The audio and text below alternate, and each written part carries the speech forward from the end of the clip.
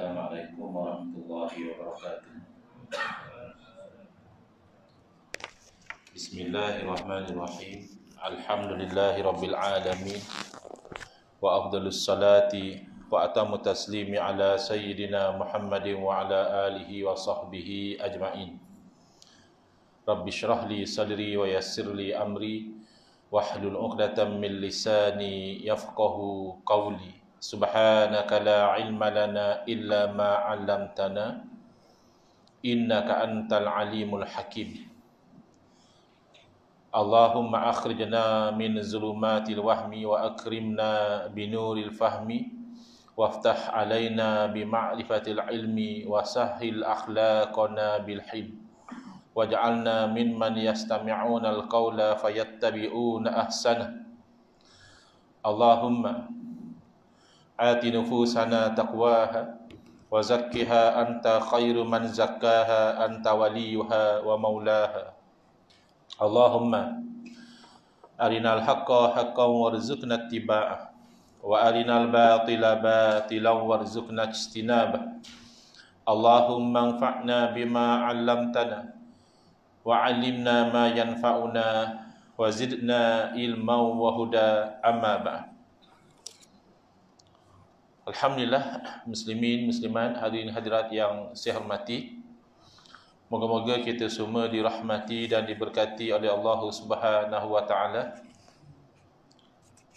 Dan moga-moga kita semua dikurniakan oleh Allah Subhanahu wa taala kefahaman yang baik di dalam urusan agama sesuai dengan sabda junjungan Nabi sallallahu alaihi wasallam, man yuridillahu bihi khairan yufaqihu fid din. Barang siapa yang Allah nakkan dengan dia kebaikan, nescaya Allah akan beri dia faham di dalam urusan agama.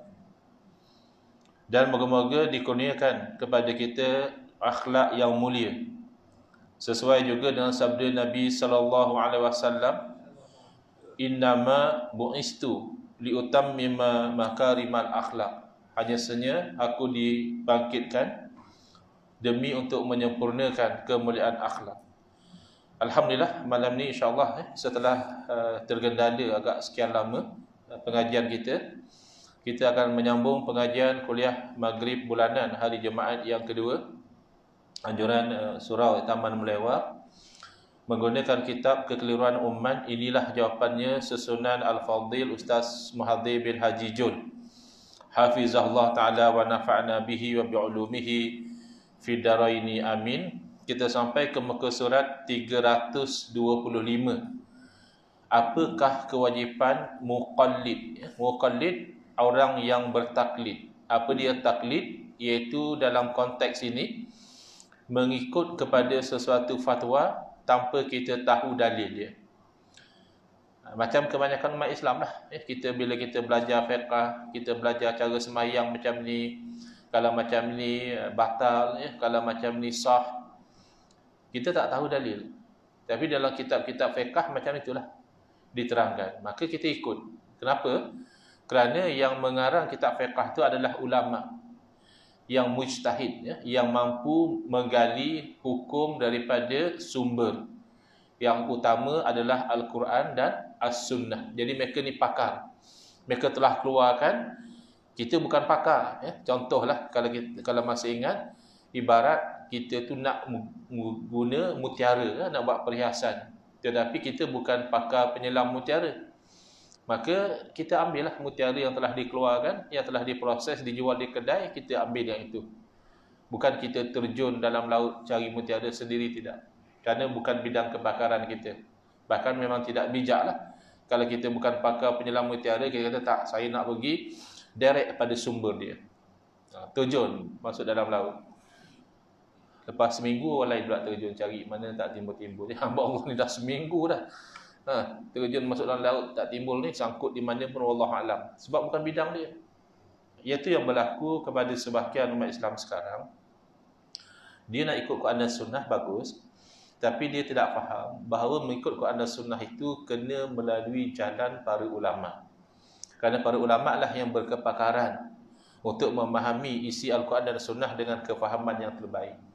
Itu pun sesama mereka yang sama-sama alim, yang sama-sama pakar, bahkan sebahagian berguru dengan sebahagian yang lain, ada kalanya masih berlaku perbezaan dalam memahami Quran dan hadis. Bayangkan seumpama kita yang tidak cukup ilmu adatnya, yang bahasa Arabnya tidak mahir, yang nahunya masih ditangkukang lagi, yang usul fiqahnya tidak mantap, yang hadisnya sikit saja dalam dada kita. Tiba-tiba kita kata tak mahu ikut kepada mazhab, tak mahu taklid. Maka ini keliru. Bahkan ada juga pembahagian yang mengelirukan. Kalau kita bahagi manusia ni, umat Islam ni kepada dua kategori. Kategori yang pertama ni yang rare lah, yang jarang-jarang orang, iaitu kategori mujtahid. Sama ada dia mujtahid yang level tinggi, seperti imam-imam mazhab yang 4, atau yang rendah sedikit, seperti ulama-ulama besar dalam mazhab, mereka juga mujtahid. Tapi mereka mujtahid muntasib. Mereka masih intisab, yakni menyandarkan diri mereka kepada kaedah-kaedah imam yang terdahulu. Tapi ada yang mujtahid mutlak mustaqil. Dia boleh berijtihad dalam segala cabang ilmu dan dia tidak terikat dengan kaedah imam yang lain. Dia ada kaedah dia sendiri. Seperti Imam Abu Hanifah, Imam Malik, Imam Syafi'i dan juga Imam Ahmad bin Hanbal, rahmatullah alaihim ajma'in. Jadi ada yang kata macam ini. Pembahagian yang sebenar bukan macam kita faham tu, mujtahid dan lawannya adalah muqallid. Yang bukan mujtahid taklid. Ikutlah mana-mana imam yang dia mengaji. Tak, kata dia, level ada 3. Satu mujtahid, boleh berijtihad. Satu lagi muttabi'. Jadi antara mujtahid dengan muqallid, yang boleh ijtihad dengan yang bertaklid tu ada level tengah. Muttabi' daripada perkataan bahasa Arab, ittaba'a yattabi'u ittiba'an fahuwa muttabi'. Wa zaka muttaba'. Dia orang yang mengikut. Jadi kononnya muttabi' ni level dia lebih tinggi pada muqallid sebab dia tahu dalil. Kalau muqallid memang tak tahu dalil. Hanya tanya ulama, ulama bagi tahu hukumnya macam ni. Terus dia aman, tak tahu dalil. Adapun muttabi', mereka ni tahu dalil. Macam yang pergi belajar ke universiti dalam bidang pengajian Islam, dan kami dululah di Jordan, kami tahu dalil. Masalah ni khilaf antara para ulama. Ulama mazhab ni kata macam ini sebab ini dalil dia. Ulama mazhab lain tak setuju, mereka kata lain. Kenapa? Ini dalil dia. Jadi kami ni tahu dalil. Jadi kata mereka yang tahu dalil macam itu, dia tidak lagi taklid. Bahkan dia ikut mana dalil yang kuat. Ini keliru. Kerana muttabi', selagi mana dia tidak sampai level mujtahid, dalil bagi dia tahu atau tidak tahu, tidak membenarkan dia tidak bertaklid. Cuma dia tahu tu hanya satu penambahan ilmu saja. Bukan berarti dia tahu dalil, dia tidak perlu taklid. Dia boleh pilih. Bahkan itu seolah-olahnya dia lebih hebat lagi. Antara pendapat Imam Malik dengan Imam Syafi'i misalnya, dia boleh pilih mana lebih kuat. Oh, hebat betul. Mana dia jadi pengadil. Mantap betul ilmu dia. Padahal dia tak hanya sekadar tahu dalil. Dia tidak mahir usul fiqh. Dia tidak mahir masalik qiyas. Dia tidak mahir ilmu dilalah.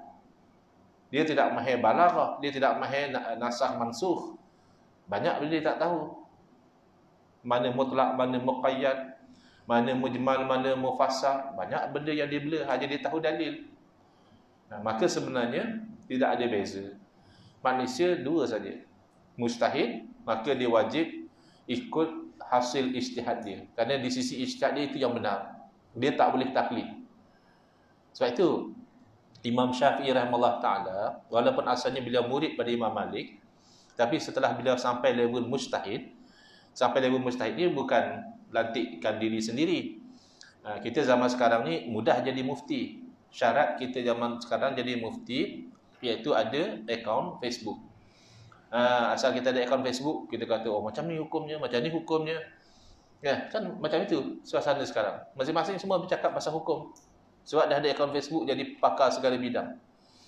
Nanti musim-musim hangat politik, dia jadi pakar politik. Time kapal terbang terhempas, dia jadi pakar aviation. time COVID-19 dia jadi pakar perubatan, pakar segala bidang sebab lesen besar, akaun Facebook. Jadi tidak demikian. Kalau dia tidak sampai level mujtahid, walaupun dia tahu dalil, dia masih wajib bertaklid. Dia kena ikut salah seorang daripada imam-imam mujtahid. Simple logik sebenarnya. Ya, kita hanya sekadar tahu ya, teorinya, kalau orang bawa kapal terbang, dia akan buat macam ni. Tapi adakah oleh kerana itu, bila kita naik kapal terbang boleh bawa sendiri? Belum. Kita bukan pilot. Kita pernahlah baca buku, oh kau orang naik kapal terbang macam ni teorinya. Aku naik kapal terbang, aku nak bawa sendiri. Tak mau taklid pilot. Mana boleh? Kalau kamu tahu, kamu bukan pilot. Yang boleh bawa kapal terbang tu pilot. Yang lain taklid saja. Pasang seatbelt dah, duduk santai. Ya. Kerana itu yang lebih selamat. Bayangkan ya, kalau satu orang yang tidak ada kemahiran pilot, tiba-tiba dia offer diri dia untuk jadi pilot. Tuan-tuan nak naik tak flight tu? Tak apalah. Kalau tiket kena beli lain pun saya lebih sanggup beli lain lah tiket daripada nak ambil risiko. Apa risiko dia? Risiko meninggal lah. Kan kapal terbang dibawa oleh orang tak pandai, risiko besarnya terhempas kah apakah? Tapi kalau agama, bukan kalau terhempas dia meninggal. Itu yang gayatnya kapal terbang ni. Ya, chances of survival tu almost nil kalau terhempas. Bolehlah ada jarang ada orang selamat, tak tahu macam mana. Ya, tapi boleh kata tak ada harapan lah. Ya, kalau na'udzubillah lah, kalau tengah-tengah naik flight tu tiba-tiba menjunam, apa nak buat dia? Mengucap je lah. Pasrah je lah. Ya. Jadi, itu yang paling teruk. Tapi kalau dalam agama, kalau kita risikonya adalah jadi sesat. Buat benda yang haram dengan sangkaan tidak haram. Mewajibkan benda yang sebenarnya tak wajib.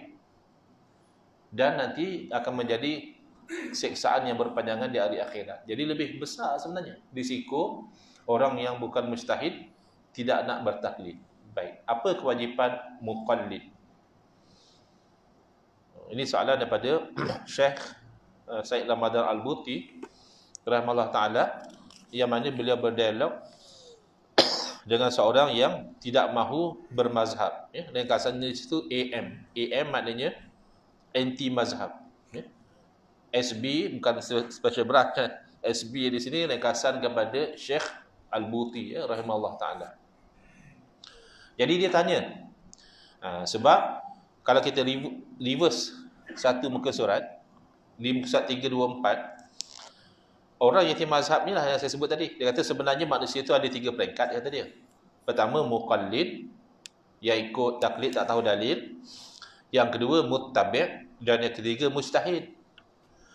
Orang yang mampu membandingkan mazhab-mazhab, kemudian memilih mana yang lebih dekat kepada Quran dan Sunnah adalah muttabi'. Dia adalah pertengahan antara muqallid dan mujtahid. Itu dakwaan dia. Jadi Syekh Buti tanyalah, apakah kewajipan muqallid? Kamu kata ada 3. Okey, yang pertama muqallid, apa kewajipan dia? Jadi beliau jawab, orang muqallid dia kena bertaklid, ikut kepada imam mujtahid yang sesuai dengannya. Sesuai dengannya itu maksudnya yang dia mengaji lah. Macam kita sesuai taklid mazhab Syafi'i. Kenapa? Sebab kita mengaji mazhab Syafi'i, kita tak mengaji mazhab Hanafi. Tak sesuai lah kita taklid mazhab yang kita tak tahu, tak ada ilmu. Dalam kita kata kita mengaji mazhab Syafi'i pun banyak lagi yang kita tak tahu dalam mazhab Syafi'i sendiri kan. Jadi Syekh Buti bertanya, apakah dikira berdosa jika dia, yakni orang yang muqallid tadi, orang yang bertaklid itu bertaklid kepada hanya seorang imam secara terus menerus dan tidak mahu berpindah kepada imam yang lain? Sebab sekarang ni kan banyak dakwaan kita tak boleh terikat. Kita tak tolak mazhab, tapi kita jangan terikat. Kita kena ikut mana dalil yang lebih kuat. Ya, betul. Ikut dalil lebih kuat tu level mujtahid. Kamu memang boleh cakap saya ikut dalil lebih kuat. Soalannya macam mana kamu tahu dalil itu lebih kuat? Kalau kamu kata sebab Imam Abu Hanifah berpandangan bahawa dalil itu lebih kuat, ya. Mana kamu taklid pada Imam Abu Hanifah? Kalau kamu kata tak, saya dalam bab ni saya ada pensyarah saya, dia ada PhD Ustaz. Kalau dia cakap ni lebih kuat, saya ikut. Ya, kamu taklid pada pensyarah kamu. Tetap taklid. Bukan mutabi', bukannya kata konon-kononnya boleh memilih-memilih, tidak. Jadi sekarang ni kalau dia tak mau tukar-tukar, dia hanya ikut mazhab Syafi'i, jadi memang mengaji fiqh Syafi'i, dia pun ikut je lah apa yang ada dalam kitab-kitab fiqh Syafi'i. Apa hukum. Maka jawab yang inti mazhab itu adalah haram, kata dia. Tengok. Mereka suka haram dan mereka suka sembang kencang bahawa agama terbina atas dalil. Betul. Ya, agama terbina atas dalil itu betul. Tapi malang sekali banyak dakwaan mereka tak ada dalil. Mereka mendakwa istighasah dengan wali yang telah meninggal dunia syirik. Saya tanya dalam musyarat. Ada lebih kurang 14-15 orang yang ada PhD depan tu. Ada tak dalil saya kata? Istighasah ni haram. Dalil banyak lah dalam Quran semua. Yang jawab pun banyak kata dia. Tak apalah kalau banyak bab main satu. Sampai habis musyarat. Satu dalil pun tak buat main. Dia lupa kot Ustaz. Yalah, seorang boleh jadilah lupa. Takkan 14 orang PhD holder pakat lupa habis. Kata dia banyak. Ya, banyak paling tidak 3 dalil. Takkan satu pun orang tak pakai. Hendak kata orang syirik.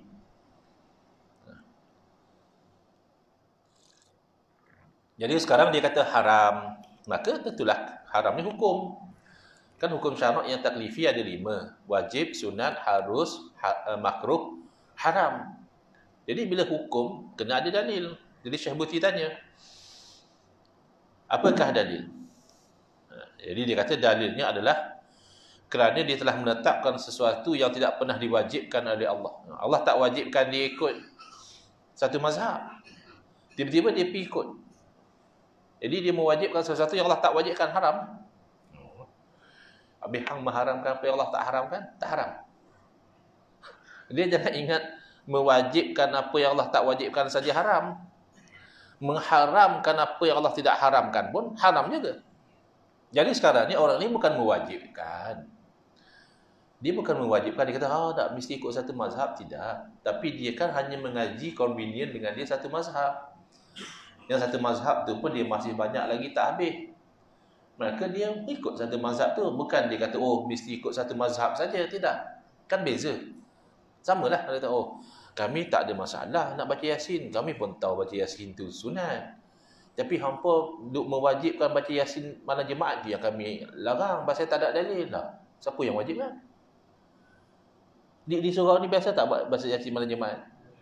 Ada tak siapa hak mai tu dia kata benda tu wajib? Tak ada. Hang saya saja menyangka buruk kepada orang Islam seolah-olah Islam tu jahil sangat. Kotlah ada seorang yang dia tu tak tahu apa, dia ikut orang ingat aku wajib baca Yasin malam Jumaat. Senang lah, pergi abang ada. Bang, sebenarnya baca Yasin malam Jumaat tak wajib. Malam lain pun dia baca. Tak baca Yasin malam Jumaat pun tak dosa. Senang kan? Daripada kita nak larang benda yang orang dah buat benda baik. Baca Yasin benda baik, baca Yasin malam Jumaat pun benda baik. Mengkhususkan, kamu yang kata mengkhususkan. Orang yang amalkan tu dia membiasakan. Mengkhususkan memang kena dalil. Mengkhususkan ni kalau dia kata baca Yasin mesti malam Jumaat. Kita kena minta dalil lah dengan dia. Mana? Atau dia kata kalau nak baca Quran malam Jumaat, surah Yasin lah. Tak boleh baca surah lain. Buat main dalil. Kalau tak ada dalil, tak usah dia kata lagu tu. Tapi yang dia baca Yasin, mereka tak pernah kata begitu. Mereka hanya membiasakan diri, mengekalkan diri, membuat satu amalan yang baik. Dan ada dalil walaupun dhaif bahawa membaca surah Yasin pada malam Jumaat Allah ampunkan dosa. Hadis dhaif dalam bab fadilat diamalkan. Baik. Jadi bila tanya tentang pengharaman, dia kata haram. Dalilnya sebab orang itu telah meletakkan sesuatu yang Allah tidak wajibkan. Jadi Syekh Buti nak buka minda dia bahawa yang berlaku bukan menetapkan. Jadi Syekh Buti tanya, kamu bila baca Quran, kan qiraat ada 7. Kamu baca qiraat yang mana? Daripada 7 qiraat tu, kamu guna qiraat mana untuk baca Quran? Dia kata, saya baca qiraat Hafaz, ya, Imam Hafaz. Jadi Syekh Buti tanya, adakah anda selalu baca Quran dengan qiraat Imam Hafaz Atau anda tukar-tukar. Hari ini baca qiraat Imam Hafaz, besok baca qiraat lain pula, lusa baca qiraat lain lagi. Jadi dia kata tentu sekali saya hanya membaca dengan qiraat Imam Hafaz saja. Saya tak ada tukar-tukar. Saya kalau baca Quran memang qiraat Imam Hafaz saja. Jadi Syekh Buti tanya, mengapa anda selalu tetap dengan qiraat Imam Hafaz?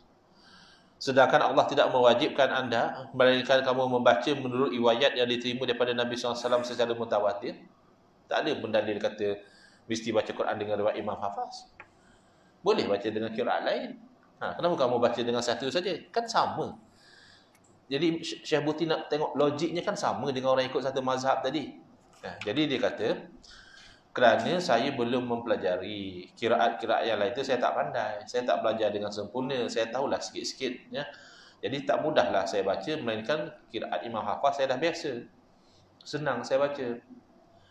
Jadi Syekh Buti kata, macam itulah keadaannya orang yang mempelajari fiqh menurut mazhab Imam Syafi'i misalnya. Jadi dia tak pandai mazhab lain. Kalau dia tahu pun sikit-sikit, tak sempurna. Maka tak mudah baginya untuk mempelajari hukum agama selain daripada mazhab Syafi'i. Bukan pasal dia mewajibkan apa yang Allah tak wajibkan. Tapi itu yang dipermudahkan untuk dia. Guru-guru di sini mazhab Syafi'i. Ustaz-ustaz mazhab Syafi'i.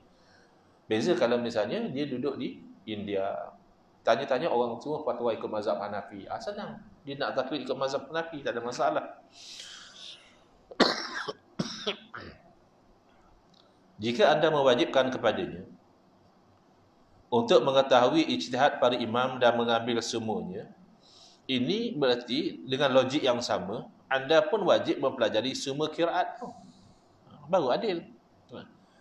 Jika anda balasan tak mampu, maka begitulah hal keadaan orang yang muqallid tadi, dia tak mampu. Jangan kata kita orang awam ni, yang profesor-profesor, yang pakar-pakar apa, mereka bukan mampu memahirkan diri dalam semua mazhab. Itu jarang-jarang. Bukan kata tak ada. Adalah barangkali satu tokoh, dua tokoh yang mahir empat-empat mazhab. Ya.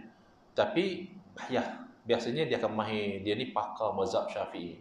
Dia ni pakar mazhab Hanafi misalnya. Saya pernah hadir satu conference berkaitan tentang Islamic finance. Dia nak bincang beberapa isu yang ada kaitan tentang Islamic finance. Dia panggil, ini pakar mazhab Hambali, bentangan. Ini pakar mazhab Maliki. Dia kata kalau ikut mazhab Malik begini hukumnya. Datang pula yang pakar mazhab Syafi'i. Bahkan dia panggil mazhab Ibadi, apa dia panggil. Masing-masing ada pakar. Kita jangan. Mazhab satu kita pun masih goyang, nak amal empat mazhab. Namanya angan-angan mak jenis lah. Baik. Jadi, kata dia, jika anda mewajibkan kepada orang itu untuk mengetahui isyak para imam dan mengambil semuanya, anda pun wajiblah belajar semua qiraat. Kalau anda balasan tak mampu, demikianlah muqallid tadi tak mampu. Secara ringkasnya kami ingin bertanya, apakah alasan anda untuk mewajibkan orang muqallid untuk berpindah-pindah dari satu mazhab ke satu mazhab yang lain? Sedangkan Allah tidak pernah mewajibkan yang demikian. Tengok, dia kata tak perasan. Dia kata orang tu tak pindah mazhab, haram. Pasal Allah tak pernah wajibkan pun ikut satu mazhab. Habis Allah wajibkan pindah mazhab. Pun tak ada juga. Jadi apa masalah dengan kamu ni? Ini bermakna, sebagaimana Allah tidak pernah mewajibkan untuk mengikut satu mazhab secara terus-menerus, begitu juga Allah tidak pernah mewajibkan untuk terus-menerus berpindah dari satu mazhab ke mazhab yang lain. Jadi yang inti mazhab tu jawab, sesungguhnya yang haram itu ialah jika seseorang mempunyai i'tiqad bahawa Allah memerintahkannya untuk tu. Dia tengok dia kona. Ini orang memang suka kona. Jadi kalau debat dengan mereka pun kadang tak kesampaian dah. Objektif dia debat tu nak zahirkan kebenaran. Habis dia alih tiang gol. Baru kita nak skor alih tiang gol. Bila nak selesai. Jadi tadi dia kata mutlak macam tu je. Kalau ikut satu mazhab, haram. Sebab menetapkan apa yang Allah tidak wajibkan. Ini dia kona pula. Haram tu kalau dia i'tiqad. Ada i'tiqad Allah wajibkan. Yang tu memanglah. I'tiqad benda yang tak wajib, memang kita sepakat. Sekarang ni mana kamu tahu dia i'tiqad? Jadi, kata Syekh Buti, ini masalah lain. I'tiqad tu masalah lain dan itu memang benar.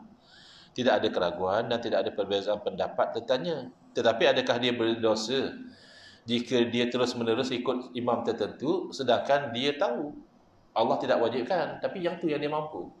Dia pun tahu tak wajib ikut mazhab Syafi'i terus-menerus.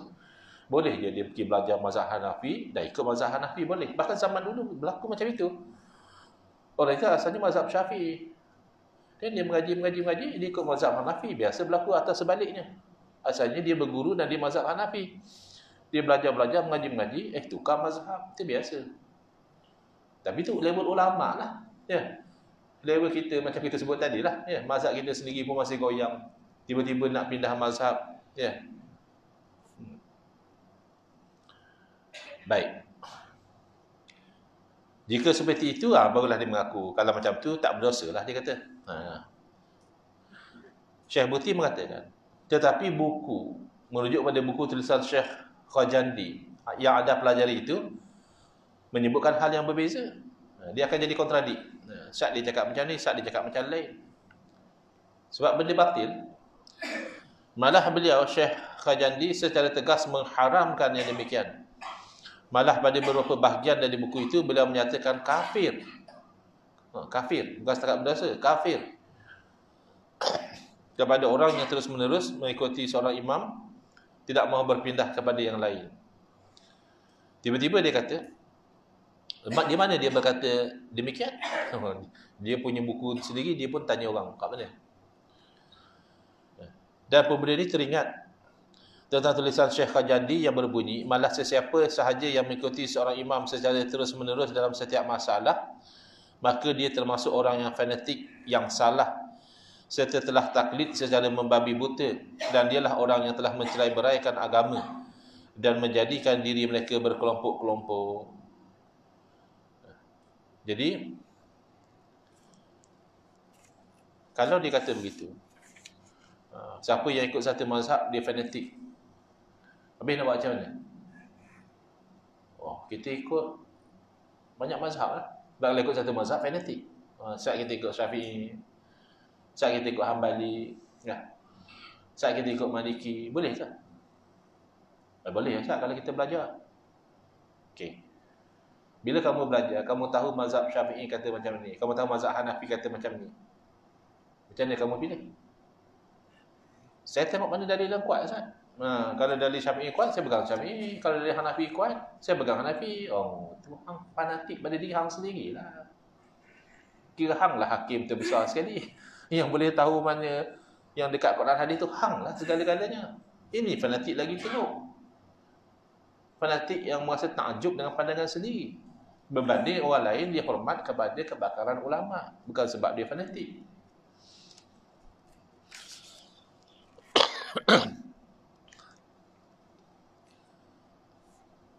Jadi dia cuba cover. Mereka ni saya perhatikan, dalam keadaan dia tuduh kita ni fanatik, taksub pada imam kita, mereka lebih taksub lagi.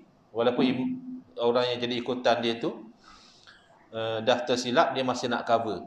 Dia kata bahawa yang dimaksudkan dengan mengikut secara terus-menerus itu adalah dengan beriktikad kata wajib. Padahal tak ada pun dalam kitab tulis gitu. Jadi Syekh Buti tanya, mana bukti? Itu maksud yang dimaksudkan. Mengapa anda tak simply mengaku kata Syekh Khajandi dah tersalah? Kan boleh. Kan ada orang dia tak mahu aku salah. Kalau dia cakap, saya tersasul, saya tak maksud cakap macam itu, kan senang. Tidak, orang nak menjatuhkan saya. Sepatutnya percakapan saya itu ada satu perkataan yang perlu ditakdirkan. Pula hang yang cakap orang lain yang salah. Ada orang macam itu. Dia tak mahu mengaku salah. Dia tak mahu kata guru ikutan dia ni salah. Tetapi walaupun anda merasakan berlaku beberapa perkataan yang dibuang daripada ucapan Syekh Khajandi itu, ucapan itu tetap tidak memiliki apa-apa makna, kerana setiap orang Muslim mengetahui bahawa seorang imam tertentu dari 4 imam mazhab itu bukanlah termasuk kewajipan syariat. Mereka atas dasar pilihan orang itu sendiri. Kan tak ada pun yang kata mesti wajib ikut mazhab Syafi'i, mesti wajib ikut mazhab Maliki, tak ada. Tapi masing-masing pilih lah. Dan biasanya mereka masing-masing pilih ikut kemampuan masing-masing. Yang mampu belajar mazhab Maliki, biasanya dia akan taklid mazhab Malik. Macam di Morocco misalnya. Di sana Maliki. Ulama-ulama Maliki. Jadi ramai yang di sana mazhab Maliki. Tapi di tanah Hijaz, ramai ulama Hambali. Maka ramai yang taklid mazhab Hambali. Di Nusantara, Malaysia, Indonesia ramai ulama-ulama mazhab Syafi'i. Maka ramai yang taklid mazhab Syafi'i, itu saja. Tak ada pula kita marah kawan kita Bangladesh ikut Hanafi. Kau ni kenapa ikut Hanafi? Wajib ikut Syafi'i tau. Ada tak? Tak ada. Mana ada. Aman damai je kita hidup dengan kawan Pakistan, Bangladesh, kita pun faham mazhab dia lain.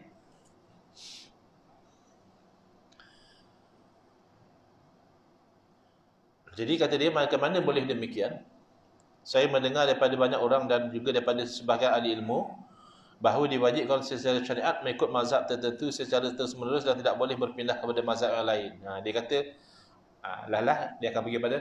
Tapi saya dengar orang kata, hang boleh pula pakai, saya dengar orang kata, ilmu hadis hang tahu kata hadis mesti sahih, ya. Dalam bab hukum hakam tak boleh pakai hadis dhaif. Hang pakai, saya dengar orang kata je. Siapa yang kata tu? Apa status dia? Apa keilmuan dia? Apa dhabit dia? Apa siqah dia? Jadi kata Syekh Buti dah faham lah.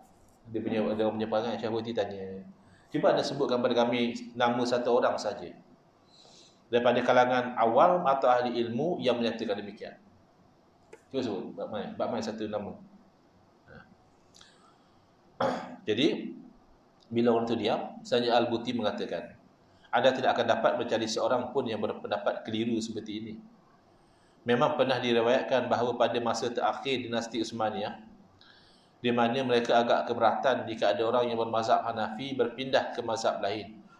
Perkara ini jika benar adalah termasuk dalam fanatik buta yang tercela. Kalau ada orang yang dia ta'assub, yang dia anggap hanya wajib ikut mazhab dia, mana dia salah. Tapi pegangan masyarakat secara umum tidak ada yang berfahaman bahawa mesti ikut satu mazhab. Masing-masing tahu kita ikut ilmu. Dan ilmu yang kita ada satu mazhab. Maka satu mazhab kita ikut. Tapi kalau misalnya kata kita memang banyak ilmu kita ni memang mengaji mahir 4 mazhab, ya pilih nak ikut mazhab mana. Untuk lebih lanjut tentang bahayanya tidak bermazhab ini, para pembaca boleh melihat tulisan Syekh Zahid Al-Kautsari dalam tulisannya Al-Mazhabiyah Qintarah Al-Ladiniyah. Tidak bermazhab ini sebenarnya adalah titik permulaan untuk akhirnya jadi tidak beragama. Masing-masing kata dia ijtihad sendiri. Wallahu a'lam. Next, di muka surat 330, bagaimana boleh atau tidak kita tu mengambil hukum direct daripada Quran dan hadis. Bahkan sehari dulu ni ada orang kata baca terjemahan hadis dia kata macam baca novel je. Macam baca novel. Boleh baca buku law macam baca novel. Baca buku medik macam baca novel. Kan lain. Wallahu a'lam. Bismillahirrahmanirrahim. Alhamdulillah bil alamin wassalatu wassalamu ala asyrafil anbiya wal mursalin wa ala alihi washabbihi ajma'in. Allahumma shrah sudurana wa ahsin akhlaqana wa azim ujurana wa nawwir qulubana bi nuri hidayatika kama natarada bi nuri syamsika abadan abada bi rahmatika ya arhamar rahimin. Walhamdulillahirabbil alamin. Amin ya rabbal alamin wal afu minkum.